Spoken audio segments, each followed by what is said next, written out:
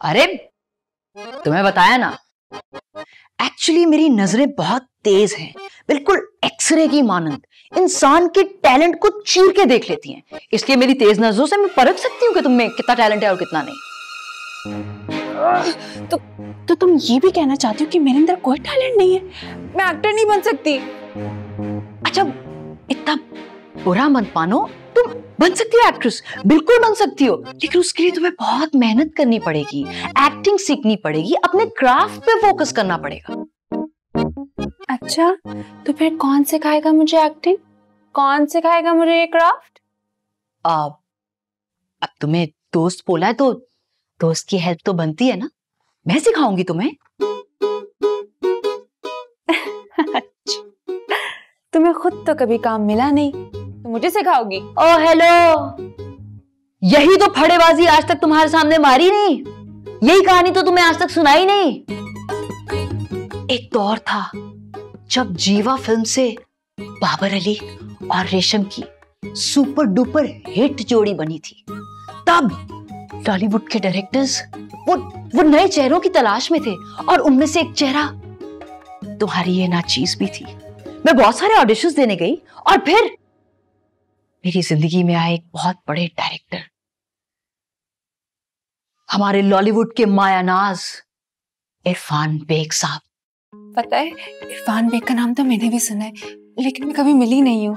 पहली नजर पड़ते ही उन्होंने मुझे बोल दिया, रीमा, रेशम, मीरा, इन सब लॉलीवुड साइरन्स के बाद अगर अगली तबाही की एक्ट्रेस बनोगी तो वो हो तुम। उनके बारे में मशहूर था कि जो वो कह देते थे सेम वही होता था।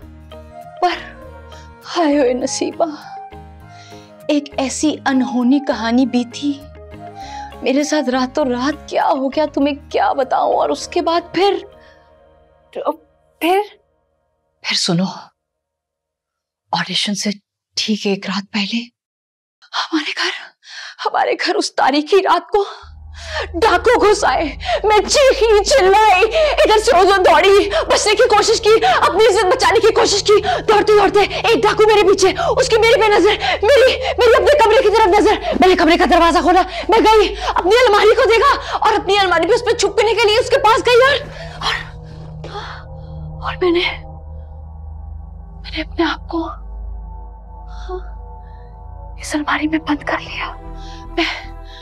मैं अस्थमा की पेशेंट थी। आहिस्ता से मेरी सांसें जा रही थी, मुझे सांस नहीं आ रहा था। मेरी आवाज बाहर दूर लाउंज तक नहीं पहुंच पा रही थी, ना मेरे घर वालों तक, ना डाकुओं तक।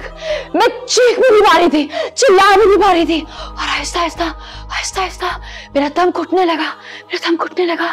मैं बेहोशी के आलम में गई,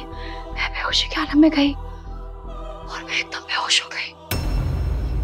पूरी रात मैं उस अलमारी में बंद रही, और धीरे धीरे मेरी सांसें जाती रही, और अस्थमा के अटैक से मेरी मौत वाक़या हो गई। मेरे ख्वाब, उनका भी गला घुट गया, और मैं बेयारो मददगार अपने ख्वाब लिए वहीं मर गई। ओह नो, ये तो बहुत बुरा हुआ है ना।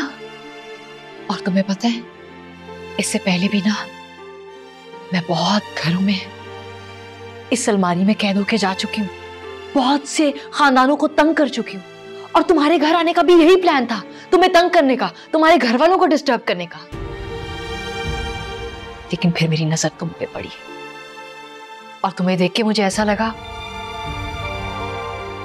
मेरे ख्वाब तो अधूरे रह गए, लेकिन तुम्हारे जरिए मेरा मकसद तो पूरा हो सकता है ना। तो तुम कर लो ना अपना ख्वाब पूरा।